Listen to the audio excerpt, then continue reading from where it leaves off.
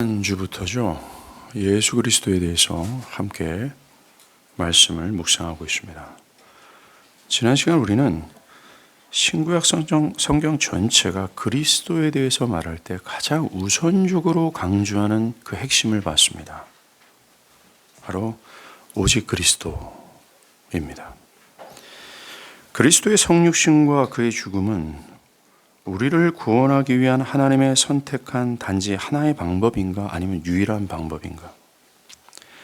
삼위 하나님께서는 타락한 피조물을 구원하기 위한 다른 방법을 계획할 수 있지는 않았는가? 아니면 그리스도의 성육신과 죽음이 구원을 위한 유일한 방법이었는가? 성경은 이것에 대해서 그리스도와 그의 사역은 우리를 구속하는 데 필수적이었고 그리스도 없이는 구원은 존재하지 않는다고 말합니다. 오직 그리스도라고 말하죠. 하나님이 죄인을 구원하기로 결정한 이후에는 그리스도가 없는, 십자가가 없는 구원의 방법은 더 이상 존재하지 않습니다. 하나님이 우리를 구속하기로 결정하셨다면 예수 그리스도의 성육신, 삶과 죽음, 부활 없이 구속이 이루어지는 것은 불가능합니다. 오직 그리스도라는 거죠. 오직 그리스도인 이유는 오직 그리스도께서만 죄를 심판하셔야 되는 하나님의 거룩한 공의와 당신의 백성을 구원하고자 하는 하나님의 사랑의 긴장을 해소할 수 있는 유일한 분이 바로 그리스도이기 때문입니다. 오직 그리스도께서 십자가의 대속으로 아담의 죄촉으로 인해 파괴된 것을 되돌리고 뒤집으셨고 첫째 아담이 실패한 하나님의 언약적 요구에 대한 완전한 순종을 충족시킴으로 첫 아담이 파괴한 하나님과 죄인의 관계를 화목시킬 수 있었어요. 오직 그리스도께서만 죄인을 심판이 아닌 구원하기로 작정하신 하나님의 용서를 위하여 십자가에서 죄인의 짐을 짊어지시고 죽으심으로 하나님의 거룩하심의 요구를 만족시키셨습니다. 하나님의 공의와 사랑을 해소하고 하나님의 요구를 온전히 순종해야 될 대속자가 바로 그분이라는 겁니다. 사랑하는 여러분, 하나님의 거룩한 공의를 충족시키시고 하나님의 사랑을 완전히 충족시키 이 두 가지의 엄청난 갈등을 해소시킬 대속자가 되기 위한 필수 조건이 있습니다. 그 대속자는 첫 번째, 하나님의 명령에 완전히 순종하는 사람이어야 하며 두 번째, 완전히 순종해야 될 이 사람은 결코 첫째 아담의 죄책으로 더럽혀진 첫째 아담에게서 나오는 인류 중 한 사람이 돼서는 안 된다는 거예요. 그래서 동정녀 탄생과 성녀로 잉태함이 그렇게 중요했다는 겁니다. 그래서 구약에서 나오는 제사의 제물들이 흠이 없어야 하는 것처럼 아담의 죄책에서 자유할 뿐만 아니라 죄에 대해서 완전 무결한 존재가 되어야 된다는 것입니다. 그리고 이 사람은 우리의 구속을 위해 우리의 죄를 짊어질 수 있어야 한다는 거예요. 그분이 누굽니까? 오직 그리스도입니다. 이것이 신구약 성경이 우리에게 예수 그리스도에 대해서 알려주는 가장 우선적이면서도 핵심이 되는 사실이에요. 오직 그리스도다라는 겁니다. 신구약 성경 전체는 또 모든 저자, 아니 성삼위 하나님 모든 분들은 손가락을 가리켜 이분을 지적합니다. 이분뿐이다. 이분 외에는 가능한 길이 없다. 이분만이 길이다. 이분만이 생명이다. 바로 오직 이분뿐이다라고 말입니다. 오직 그리스도만이 완전 무결의 사람으로서 하나님의 은혜를 성취하고 하나님과 죄인을 화목시키고 구원과 장래에 대한 소망을 주시고 죄를 용서하셨습니다. 이 모든 것을 이루신 그리스도가 하늘의 영광을 버리시고 이 땅에 오신 성육신한 하나님이라는 사실로 인해 오직 그리스도가 더 확고해져요. 그리스도의 성육신은 그가 참으로 완전 무결한 우리의 대속자임을, 그가 오직 우리의 그리스도 되신다는 사실을 확증합니다. 요한복음 첫 서두에서 그리스도 예수께서 영원전부터 유일한 하나님의 아들, 성자 하나님이심을 밝혀요. 요한은 그리스도를 말씀으로 표현하면서 그가 하나님이심을 밝혔습니다. 요한복음 1장 1절, 이 말씀이 하나님과 함께 하셨으니 이 말씀은 곧 하나님이시라. 요한은 말씀이신 그리스도가 태초에 하나님과 함께 있었던 하나님으로 소개하며 그가 하나님으로서 성부 하나님과는 구별된 하나님이라고 밝힙니다. 그가 하나님과 함께 하셨다. 즉 그는 하나님으로서 성부 하나님과 구별된 하나님이라는 말씀을 하고 있는 겁니다. 동시에 이 말씀이 성부와 같이 만물을 창조하신 하나님으로서 하나님과 동등한 분이다라고 말합니다. 성부 하나님과 동일한 권한과 권능을 가진 하나님이라는 거예요. 요한이 하나님이신 그리스도를 말씀으로 표현한 이유는 이 그리스도께서 죄인을 향한 하나님의 강력한 자기 표현, 자기 계시가 되기 때문에 그래요. 히브리서 1장 1절에서 2절, 옛적의 선지자들을 통하여 여러 부분과 여러 모양으로 우리 조상들에게 말씀하신 하나님이 이 모든 날 마지막에는 아들을 통하여 우리에게 말씀하셨으니 라는 말씀처럼 그리스도께서 지금까지 구약이 말하고 말해왔던 하나님께서 죄인을 용서하시고자 계획하신 그의 모든 구속의 계획과 그에 따른 약속을 성취할 하나님의 마지막 계시며 최종적인 계시다라는 겁니다.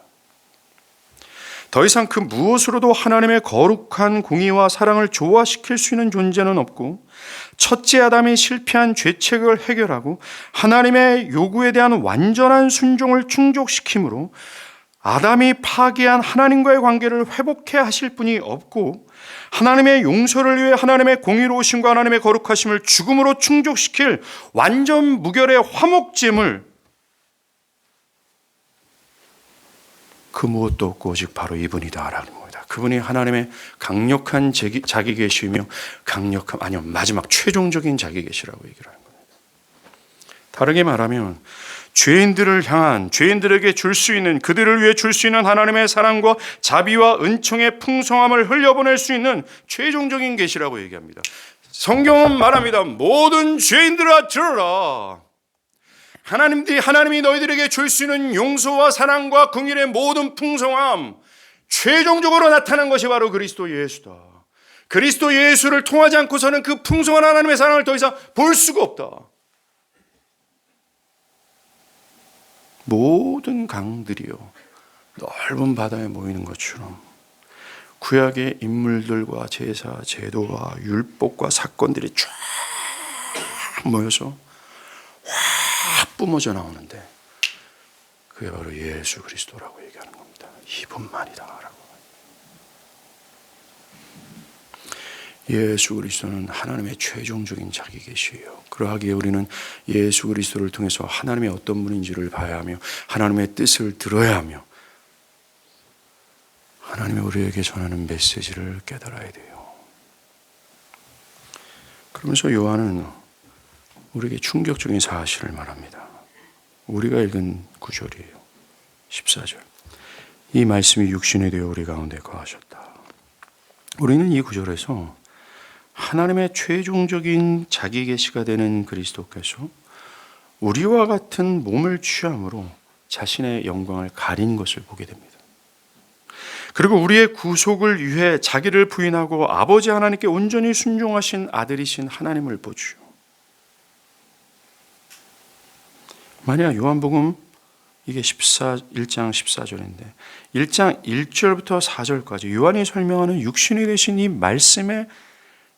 말씀이 어떤 존재인지를 제대로 안다면 우리에게 14절은 매우 큰 충격과 은혜를 가져다 줄 수 있다 저는 봅니다.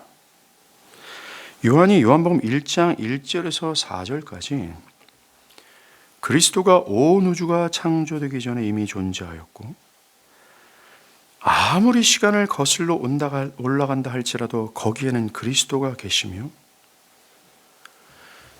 존재하지 않는 적이 없는 영원 무궁한 존재임을 밝힙니다. 그가 모든 것보다 먼저 계셨고 그보다 먼저 존재한 것이 없으며 모든 것은 그 이후에 존재하게 되었다라고 말합니다. 현존하는 모든 만물이 그리스도로 말미암아 지은 바 되었고 그가 없이는 존재하게 된 것이 아무것도 없다라고 얘기해요. 이 모든 것은 그리스도의 것이라는 것입니다. 모든 생물들은 그로 말미암아 창조되었고 그리스도의 것입니다. 저요 여러분을 포함한 모든 인류는 그리스도로 말미암아 지은 바 되었고 그로 말미암지 않은 인류는 없습니다. 우리는 이 사실로 그리스도에 대한 경이로움에 놀라게 되죠. 더 나아가 성경은 모든 만물이 지금 그리스도를 기대어 의존하고 있다고 얘기합니다.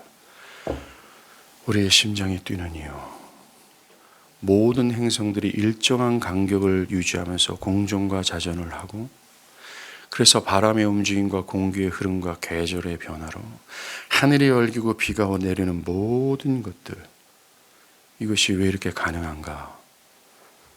그리스도가 그렇게 유지하기 때문이라고 성경은 말합니다.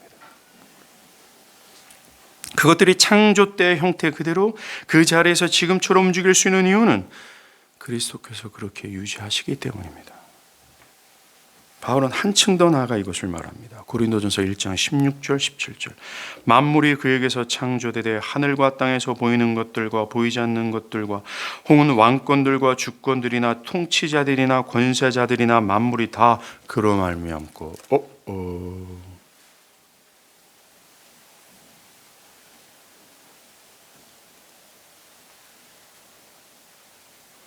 모든 것이 그로 말미암고 그를 위하여 창조되었고 또한 그가 만물보다 먼저 계시고 만물이 그 안에 함께 섰다. 그리스도께서 창조자시며 기원자시라고 얘기합니다. 그리고 모든 것이 그를 위하여 창조되었다라고 얘기합니다. 그런데 오늘 우리가 읽은 구절은 이 크고 위대하신 말씀이신 그리스도께서 육신이 되었다라고 말합니다. 존재하기 위해서는 그 무엇도 필요 없으신, 존재하기 위해서는 그 무엇을 의존해야 되고 스스로 존재하지 못하는 존재가 되셨다라는 거예요. 그리고 우리가 받은 두 번째 충격이 말씀이 육신이 되었다라는 표현입니다. 14절이 특이한 것은 요한은 이 위대한 말씀이 그냥 인간이 되었다라고 말하지 않고 육신이 되었다라고 했기 때문에 그래요. 이것이 충격적인 이유는 성경에서 육신이란 단어는요, 하나님과 크게 비교되는 인간의 한계를 말할 때 사용한 단어였기 때문입니다. 구약에서는 약하기 그지없고 시간이 지나면 멸절되는 동물이나 사람에 대해서 육신이라는 단어를 사용했어요. 곧 낡아지고 순간적이며 쓰면 없어질 존재가 육신이라는 거예요. 그런데 창조자시고 모든 것의 기원자시며 크고 위대하신 하나님께서 이런 육신이 되었다라는 겁니다. 또 하나, 육신은 죄로 물들어 더럽혀진 인류를 의미해요. 그런데 창조자시며 거룩하신 분께서 우리와 같은 더러운 인간이 됐다고 말씀합니다. 그래서 매우 커다란 비유죠. 우리가 기억할 것은 2000년 전 베들레헴에서 그 더럽고 비천한 말구에 누워있는 예수가 스스로 존재하시고 모든 만물을 창조하시며 모든 만물의 주인이 되시고 지금도 모든 만물을 유지하시는 크고 위대하신 하나님이라는 사실입니다. 그렇다면 예수는 자신을 성육신한 성자로 정말로 이해하고 계셨는가? 예수의 자기 정체성은 어땠을까? 이 질문에 대해 성경은 예수 자신은 자신을 성육신한 하나님으로 분명히 이해했다라고 말합니다. 예수께서 지상 사역을 시작하기 전이에요. 세례 요한의 세례를 받으신 직후였습니다. 그때 하늘이 열리고 하나님의 성령이 비둘기같이 내려 자기 위에 임하심을 보시더니 하늘로부터 소리가 있어 말씀하시되 이는 내 사랑하는 아들이요 내 기뻐하는 자라. 성부 아버지께서 친히 선언하셨습니다. 이는 내 사랑하는 아들이요 내 기뻐하는 자다.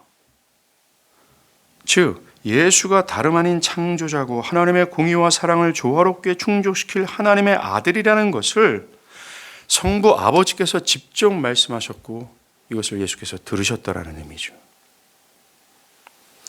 이렇게 지상사역을 사역하실 때 예수님은 자신이 성육신한 성자 하나님이심을 이해하셨고 인식하셨습니다.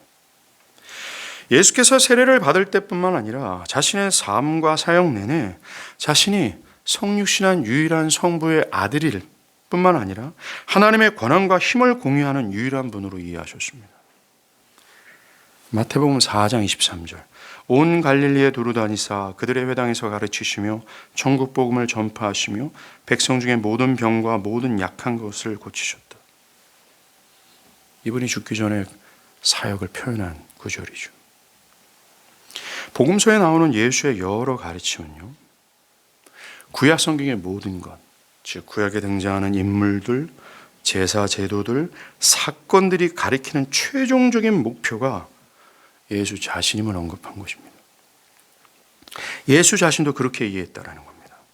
구약의 인물들과 제사, 제도와 사건들, 그 모든 것이 주목했던 것이 뭡니까? 하나님의 구속 계획이었어요. 하나님의 공의와 사랑을 만족시킬 희생 제물이었습니다. 죄인을 향한 하나님의 들끓는 진노를 무마시킬 화목 제물이었다는 거예요. 구약에 등장하는 모든 것들은 이것을 예표하는 모형과도 같았습니다. 예수의 모든 가르침은 바로 그것들이 예표하고 모형하는 것이 바로 나 자신이야. 그들이 말하는 대속제물인 나고 화목제물인 나고 그들이 고대했던 여자의 후손이 바로 나야. 이것이 예수의 가르침의 핵심이었다는 것입니다. 예수의 기적사역도 마찬가지입니다. 예수를 통해서 일어났던 초자연적 사건들을 한번 생각해 보세요. 풍랑을 잠잠케 하신 것, 바다 위를 걸으신 것. 이것은 그가 자연에 대한 신적 권위를 행사할 수 있는 하나님과 동일한 분임을 드러낸 사건이었습니다. 그리고 귀신을 쫓아낸 것, 모든 병을 고치신 것들은 예수의 능력이 하나님과 같다라는 것을 증명한 사건들이었죠. 뿐만 아니라 예수께서 자연 법칙을 거스르는 여러 초자연적인 사건들, 이 세상의 의료 기술로는 도저히 고칠 수 없는 질병을 고치시는 여러 사역들은 허물과 죄로 죽어서 도저히 자신들의 죄책을 해결할 수 없는 불가능한 죄인들을 능히 구속할 수 있는 유일무이한 구속자가 바로 나 자신이다라고 하는 그리스도의 선언과도 같았어요. 그러니 죄에 짓눌려 절망하고 있는 영혼들은 능히 여러분들의 죄를 사하실 수 있고 여러분들의 삶을 핸들할 수 있는 그리스도를 향하십시오. 오직 그리스도뿐입니다. 이미 신구약 성경은 그 그리스도가 어떠한 분인지를 증명하고 또 말했습니다.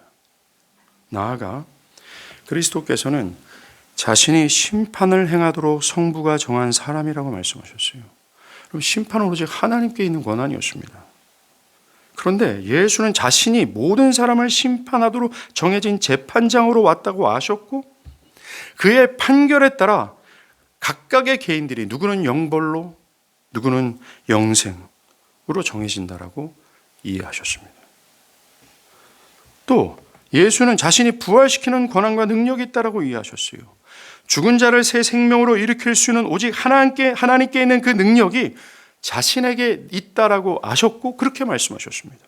요한복음 5장 21절. 아버지께서 죽은 자를 일으켜 살리심 같이 아들도 자기가 원하는 자들을 살리느니라. 진실로 진실로 너에게 이르노니 죽은 자들이 하나님의 아들의 음성을 들을 때가 오나니 곧 이때라. 듣는 자는 살아나리라. 지금도 아들의 음성은 있어요. 지금도 바로 지금 하늘의 아버지의 아들의 음성이 들려주고 있습니다. 이 아들의 음성을 들으십시오. 듣는 자는 살아납니다. 이와 같이 예수는 자신의 가르침, 기적 사역을 통해서 자신이 성육신한 하나님의 아들이심을 이해하셨고 또 증언하셨습니다. 또 영원한 심판과 영생으로 부활시키는 최종적인 권한이 그 하나님께만 있던 권한이 자신에도 있음을 증명하시면서 자신이 하나님과 동등된 분임을 증명하셨습니다. 이 영광의 주님을 주목하십시오. 그가 우리의 유일한 소망입니다. 그가 여러분의 현재와 미래를 결정짓는 권한이 있는 하나님이시니 그에게 무릎을 꿇고 경배하십시오. 그 앞에 여러분의 모든 것을 부정하고 그를 따르십시오. 그가 성육신한 하나님이시기 때문에 그래요. 또한 예수님은 자신의 죽음과 부활에 대해서도 자신이 성육신한 하나님으로 그것을 하신다라는 인식이 있으셨습니다. 예수는 자신의 죽음을 선지자를 통하여 기록된 모든 것이, 즉 선지자들이 뭘 예언했어요? 대속자의 죽음, 그 죽음으로 죄사함과 의롭다함을 얻게 될 것이라는 그 예언이 자신에게 응하는 것으로 이해했다는 겁니다. 바로 내 죽음이 바로 선지자들이 예언했던 바로 그 죽음이야. 죄인들을 대속함으로 죄사함과 의롭다함을 얻을 수 있는 길을 열 수 있는 의미가 있는 죽음이야. 즉 그는 자신의 죽음이 성육신한 하나님으로서의 죽음이라는 사실을 이해하셨어요. 예수는 자신의 죽음으로 이 세상 임금이 사탄을 폐위시키고 하나님과 죄인들을 화목케 하는 죽음으로 확신하고 계셨습니다. 예수는 자신의 죽음이 대속적인 죽음으로써 하나님이 하실 수 있는 유일한 사역을 자신이 하는 것으로 이해하셨어요.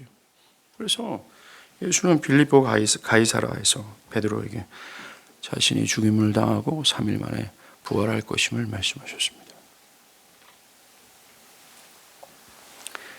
오직 하나님께서만 경배받으시기에 합당하고 하나님은 유일한 창조자며 피조물에게 경배를 요구하시죠. 어떤 존재도 창조자에게 돌려야 될 경배를 받을 수가 없습니다. 그것은 만역입니다.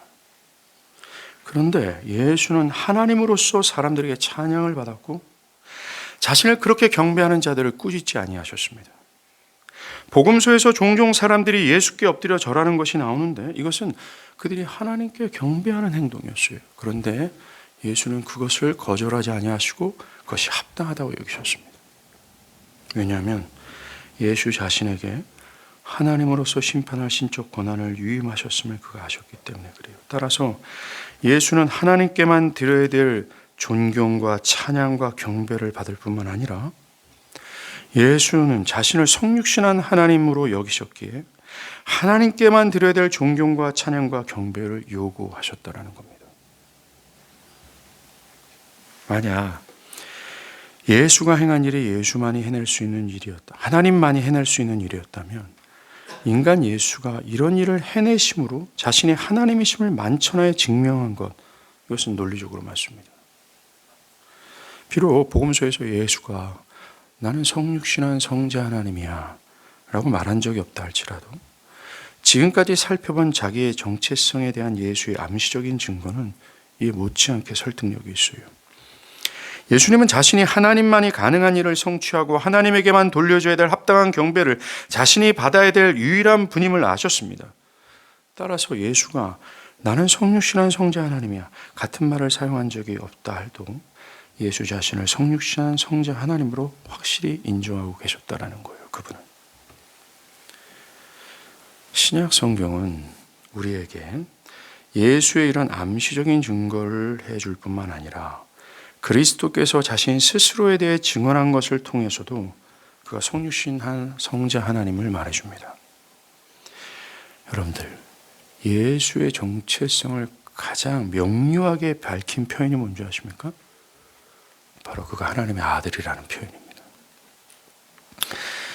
하나님의 아들은 그가 세례를 받을 때 하나님의 음성으로, 또 마귀에게 시험을 받을 때 마귀에게서도, 변화산에서도 하늘의 음성을 통해 하나님의 아들이라는 호칭을 듣고 또 기록되었습니다. 그리고 백부장, 대제사장, 귀신들이 예수에게 하나님의 아들이라는 호칭을 사용하셨습니다. 요한복음의 기록 목적 또한 너희로 예수께서 하나님의 아들 그리스도이심을 믿게 하려 함이요 라고 말할 정도로 이 하나님 아들이라는 호칭은 예수의 정체성의 중심입니다. 복음서에서 예수는 하나님을 아람어로 아바, 어린아이가 아빠를 가장 친근하게 편하게 부르는 아빠라는 호칭으로 부르셨습니다. 이것은 예수가 하나님과 성부 하나님과 자신의 관계가 어떠한지에 대한 인식이 어떤지를 알 수 있는 표현 중에 하나입니다. 유대교 기도문에서는 어떤 것에서도 하나님을 아바라고 표현하지 않았어요. 왜냐하면 그것은 하나님을 존중하지 않는 표현으로 그들은 이해했기 때문에 그렇습니다. 그러나 예수는 정기적으로 하나님을 아바라고 하며 아주 친밀하고 친근한 말로 부르셨습니다. 예수께서 성부 하나님을 아바라고 하신 그것과 신자들이 하나님을 아바 아버지라고 부르는 것은 차이가 있어요. 우리가 아바라는 말을 사용하는 것은 오직 그리스도의 공로 때문에 그리스도 안에서 우리가 입양된 덕분이지만 예수가 하나님을 아바라는 말로 표현한 것은 예수와 성부의 영원하고 유일한 관계 때문입니다. 그래서 예수가 아바라는 말을 사용할 때 자신을 성부와 유일무이한 관계에 있는 아들로 인정하고 계시다는 확실한 증거예요. 이처럼 예수님은 영원 전부터 당신이 하나님의 아들이심을 아셨습니다. 예수 또한 자신이 영원부터 늘 하나님의 아들이었음을 인식하고 계셨어요. 그래서 예수는 하나님을 아버지로 직접 부르셨고 하나님을 내 아버지로 지칭하셨습니다. 예수님은 죽음을 앞두고 하나님의 영원한 아들로서 누렸던 자신의 삶을 기반으로 하나님께 기도하셨어요. 아버지여, 창세전에 내가 아버지와 함께 계셨던 영화로서 지금도 아버지와 함께 나를 영화롭게 하옵소서. 이처럼 성육신한 예수는 삶 내내 그가 하나님의 아들이심을, 성육신한 성자 하나님이심을 이해하고 확신하고 계셨다라는 겁니다. 예수님은 요한복음 5장 16절에서 30절, 베데스다에 있는 38년 된 병자를 고칠 때죠. 그가 안식일에 그 병자를 고치자 예수를 비난하는 그들에게 이렇게 답하셨습니다. 내 아버지께서 이제까지 일하시니 나도 일한다. 그 당시 랍비들은 하나님은 안식일에 일하셔도 된다, 하나님이 안식일에 일하시는 것은 율법의 예외 조항이다 라고 생각했습니다. 그렇지 않습니까? 하나님이 안식일에 일을 하지 않으면 온 우주 만물이 어떻게 유지될 수 있겠어요? 어떻게 우리가 숨을 쉴 수 있겠습니까? 따라서 아버지가 지금도 일하는 것처럼 나도 일한다 라는 의미는 예수 자신은 하나님처럼 안식일에 일할 수 있는 하나님과 같은 권한과 동일한 권한을 가지신 하나님이라는 사실을 밝히는 겁니다. 요한복음 5장 19절에서 23절에서 4개의 구절을 통해서 이걸 더 강화시킬 수가 있어요. 요한복음 5장 19절에서 아들이 아버지께서 하시는 일을 보지 않고서는 아무것도 스스로 할 수 없나니 아버지께서 행하시는 그것을 아들도 그와 같이 행하느니라.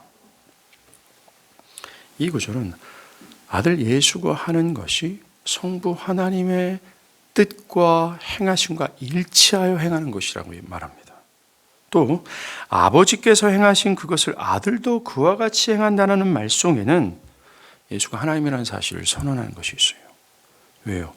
아버지가 행하는 것을 보고 그것을 그대로 행할 수 있는 분은 오직 아버지처럼 전능하시고 무한하시고 어떤 제한도 받지 않을 정도로 큰 분이실 수밖에 없기 때문에 그래요. 무에서 유를 창조하시고 무언가를 하신다면 거칠 것이 없을 정도로 완전한 능력과 주권이 있어야 하는 분이기 때문입니다.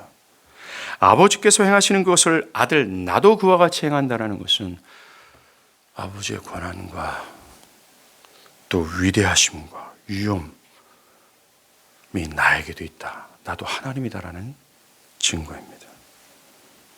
두 번째, 5장 20절. 아들이 아버지가 행한 것을 행할 수 있는 근거가 무엇인지를 설명해요. 그것은 아버지께서 아들을 사랑하사 자기가 행하신 것을 다 아들에게 보이시기 때문이다 라고 말합니다. 아버지가 아들을 보내시고 아버지의 뜻을 그에게 온전히 보내신 것. 뭔가 아버지와 아들이 종속관계에 있는 것처럼 보이지만 그게 아닙니다. 아버지가 아들에게 당신의 뜻을 보이시고 그를 보내시고 그에게 어떤 임무를 수행하도록 그 임무를 주신 이유는 사랑 때문이라고 얘기합니다. 그리고 예수께서 아버지의 뜻에 순종한 것은 강압에 의해서, 억압에 의해서 순종한 것이 아니라 사랑 때문이라고 얘기하고 있어요. 여기서 핵심은 사랑입니다. 예수님께서는 성부 하나님과 자신이 그런 친밀한 사랑, 자신의 모든 것을 희생하면서까지 그 사랑하시는 아버지의 뜻을 성취하고 싶을 정도로 그분과 내가 친밀한 사랑의 관계를 유지하고 있음을 증명한 거예요. 셋째, 5장 21절이죠. 아버지께서 죽은 자를 일으켜 살리심같이 아들도 자기가 원하는 자를 살린다. 구약 성경은 오직 하나님께서만 살릴 수 있는 권한이 그에게 있음을 말했습니다. 그런데 21절에서 주님은 아버지께서 죽은 자를 일으켜 살리심같이 자신도 그가 원하는 자를 살리신다라고 말합니다. 즉 예수께서 영구적인 죽음 아래 있을 수밖에 없는 죄인들에게 영구적인 생명을 주신다는 뜻이에요. 하나님 아버지처럼 말입니다. 요한복음 5장 24절, 내가 진실로 진실로 너에게 이르노니 내 말을 듣고 또 나를 보내신 이를 믿는 자는 영생을 얻었고 사망에서 생명으로 옮겼다. 예수께 하나님께만 갖고 있는 권한과 생명과 심판의 권세가 그에게 있다라고 그는 선언하셨습니다. 마지막으로 5장 22절, 죽은 자를 살리는 것만이 아니라 마지막 날에 심판을 행하는 권세가 아들에게 있음을 말해줍니다. 아버지께서 아무도 심판하지 아니하시고 심판을 다 아들에게 맡기셨다라고 주님 말씀하세요. 여러분들, 최후의 종말에 누구를 심판하고 누구에게는 생명을 주시는 그 모든 권한이 그리스도께 있다라고 말합니다. 그분이 우리의 믿음의 주요, 우리를 온전케 하시는 그리스도시에요. 그의 말을 드시고 그를 따르십시오. 성육신한 그리스도는 성자 하나님이시고 그분 또한 그렇게 이해하시고 확신하셨습니다. 그러하기에 우리는 예수의 삶과 죽음을 통해 이루고자 하셨던 하나님의 구속의 계획을 예수가 성육신한 성자 하나님으로서 행했다라는 사실을 알아야 돼요. 하나님의 구속 계획을 성취하려면 하나님의 공의와 용서를 해소할 수 있는, 즉 해소를 위해 하나님의 모든 명령을 완전히 순종하는 사람이어야 돼요. 완전히 순종해야 되는 이 사람은 결코 첫째 아담의 죄처우로 더럽혀진 첫째 아담에서 나오는 인류가 돼서는 안 됩니다. 구약에서 나오는 제사 제물이 흠이 없어야 하는 것처럼 완전 무결해야 되며, 이 사람은 우리의 구속을 위해 우리의 죄를 짊어지실 수 있어야 돼요. 이 조건을 충족시킬 수 있는 그는 오직 성육신한 하나님 자신밖에 없어요.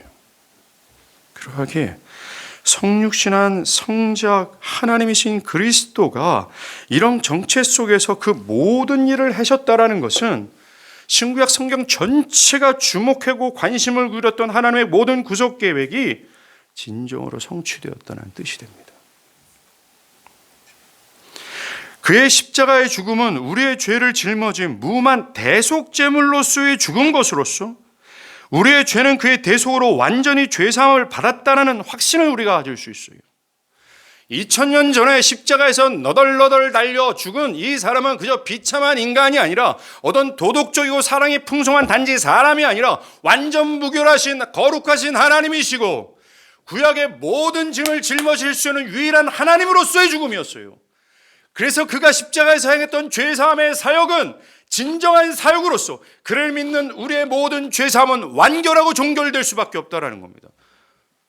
성육신한 하나님으로서 그렇게 하셨다라는 것을 믿음으로 우리는 나의 죄가 깨끗이 지워졌다, 이 확신을 가질 수 있다라는 것입니다. 그리고 그의 삶이 둘째 아담이 충족시키지 못했던 완전한 순종의 삶이었다라는 것으로 우리의 믿음으로 획득한 의가 완전 무흠의 의라는 사실로 우리의 의롭다 여김을 확신할 수 있어요. 또한 그리스도가 하신 모든 일들이 성육신한 성자 하나님으로서 하신 일이라면 그를 믿고 있는 모든 그리스도인들에게 장래의 소망이 약속되어 있다는 확실한 증거이고, 현재와 미래에 그가 모든 그리스도인들의 참된 주인이시며 목자가 되신다는 뜻입니다. 이 모든 것을 강화할 수 있는 근간은 그가 성육신한 성자 하나님으로서 구속에 필요한 모든 것을 하셨기 때문에 그래요. 그러하기에 그를 믿는 모든 그리스도인들은 바울과 같은 고백을 할 수 있습니다.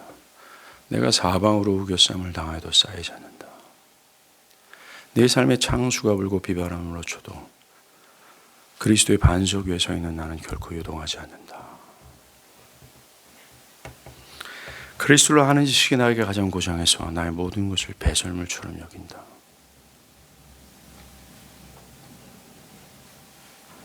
그렇다면 왜 이 크고 위대하신 하나님께서 이 땅에 육신을 입고 오셨는가?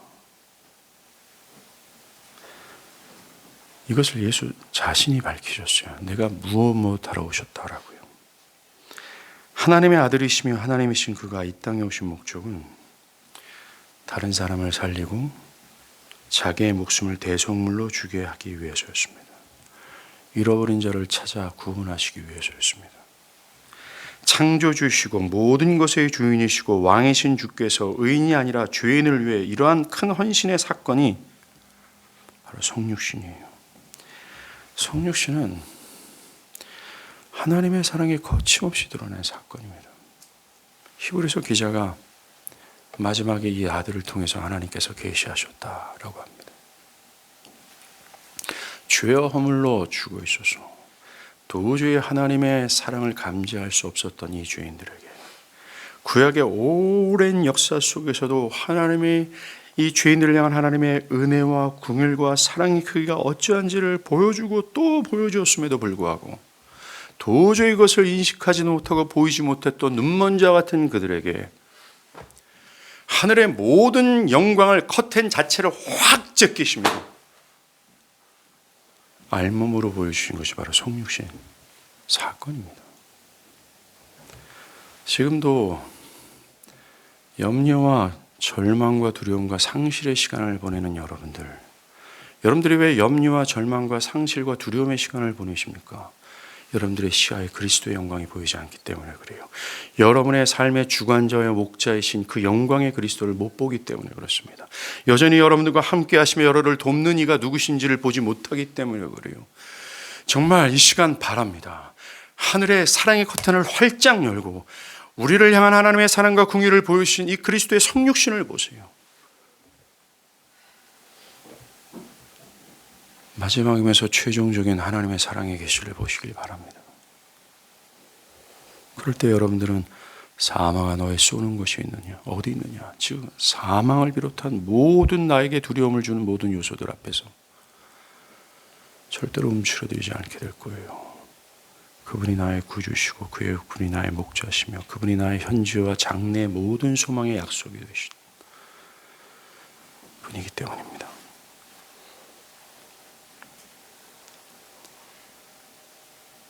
정말 그분은 우리의 죄를 구속하기 위해 이 땅에 오셨습니다.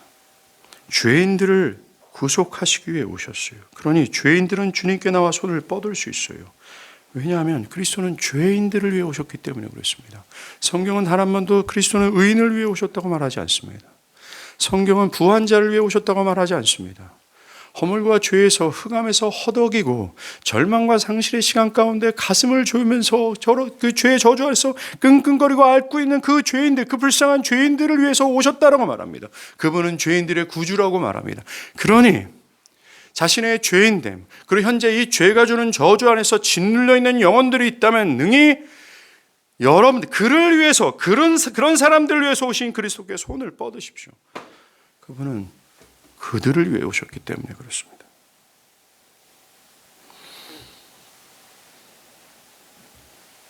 그들을 위해 성육신 하셨어요. 현재 자신의 신앙의 의의를 자랑하고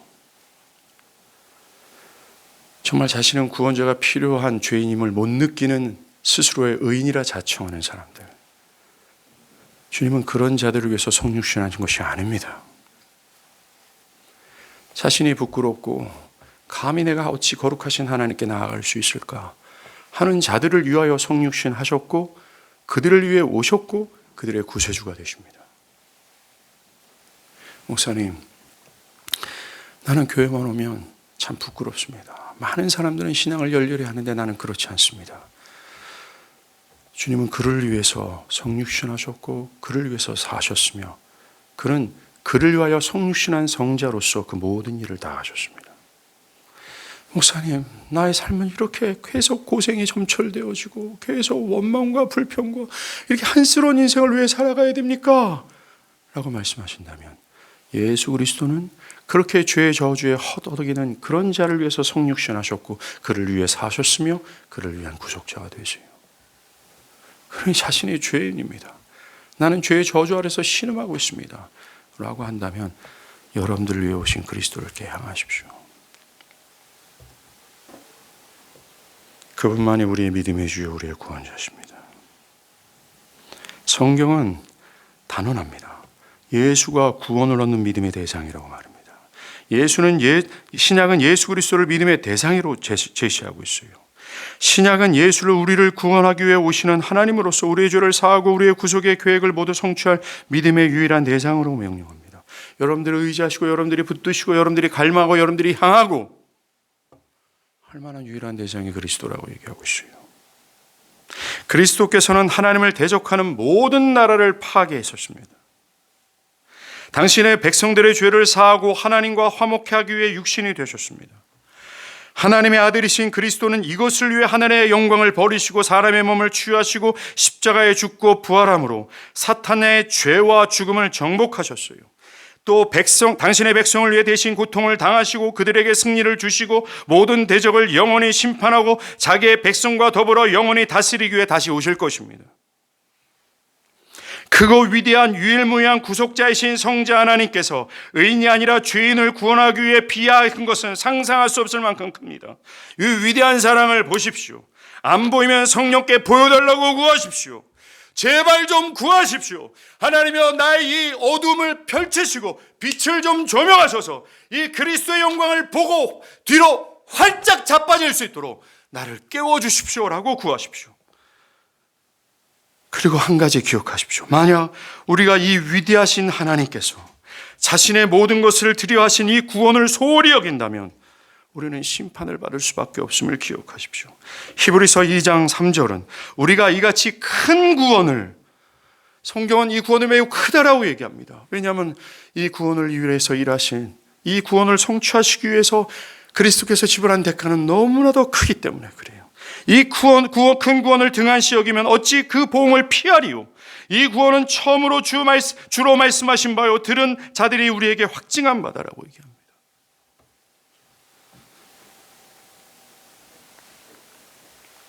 우리는 지금까지 그리스도께서 자신을 성육신한 하나님으로 간접적으로 밝히신 것을 봤습니다.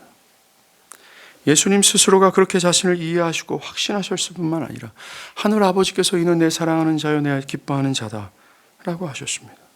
그리고 12 사도 바울까지도 그가 성육신한 하나님이라는 사실을 말하고 또 말했어요. 이러한 사실은, 즉 그가 성육신한 하나님이다라는 사실은 오직 그리스도에 대한 더 분명한 확신을 줘요. 이 사실이 그리스도가 누구냐, 또 그가 하신 하나님의 공의와 사랑 모두를 충족시킨 무음하신 대속제물이라는 사실이며 죄로 인한 모든 인류들의 유일한 소망임을 확실시합니다. 그는 첫째 아담 아래서 태어나지 않은 하나님과 동일한 거룩한 분이고 그의 모든 삶과 죽음은 죄된 우리를 위한 대리적인 삶과 죽음이었고 그의 부활은 그가 삶과 죽음에서 성취하고자 하셨던 하나님의 대속을 완전히 성취했다는 확실한 증거가 됩니다. 이 사실로 우리는 그분을 믿을 수 있으며 그분을 의지할 수 있어요. 그리고 그를 경배하고 그를 찬양케 하며 이 사실은 자연스럽게 우리를 그리스도께 쏠리게 합니다. 사랑하는 여러분, 성경이 우리에게 오직 그리스도다 라고 밝혀주시는 최종적인 목적이 뭔지 아십니까? 그것은 그리스도의 영광을 보여주심으로 그를 지상 최고의 가치와 기쁨으로 여기며 그분을 즐거워하는 거예요. 그리고 그를 온전히 경배하기 위해서입니다. 이것이 신자들 향한 성경의 목적이에요. 현재 그리스도에 대해서 설교를 준비하고 설교하는 저 자신도 이런 설교를 준비하면서 설교를 준비할 때도 자연스럽게 그리스도를 높이게 되더라고요. 그에 대한 지식은 그를 기뻐하도록 저의 영혼을 인도했습니다.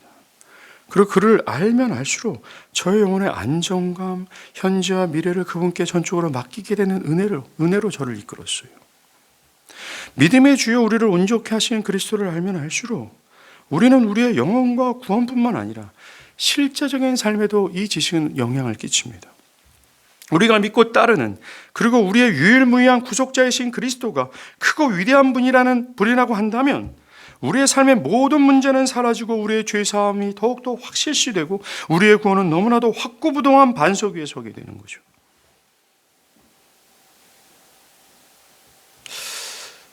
이게 크리스마스의 선물이에요. 성경이 우리에게 주고자 하는 바입니다. 오직 그리스도를 깨닫고 그를 온전히 기뻐함으로 그 그리스도가 내 신앙뿐만 아니라 삶의 전반을 지배하신다는 사실이까지 연결돼요. 와우, 놀라게 되는 이 선물. 이 하나님이 여러분들이 크리스마스에 하나님이 여러분에게 주신 선물입니다. 바랍니다. 그리스도를 즐거워하고 그리스도를 경배하길 바랍니다. 그리스도를 기뻐하고 그리스도를 따르길 바라요. 기도하겠습니다.